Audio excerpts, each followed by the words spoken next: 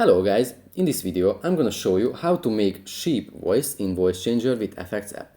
But first I just want to mention, do not forget to subscribe to my channel, because at 100,000 subscribers I'm gonna show you my whole YouTube revenue statistics and growth strategy and how to make money online. Now let's jump into it. First of all, let's open the app.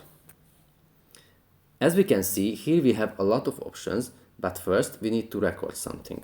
For record an audio file, we have to press the microphone icon. This is on the top center.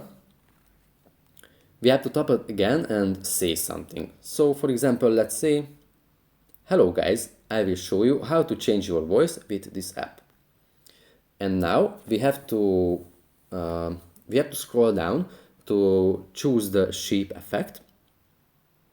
As we found it, we have to press the play button. Hello guys, I will show you how to change your voice with this app. And that's it. That's pretty much it for this video, guys. See you in the next one. Bye.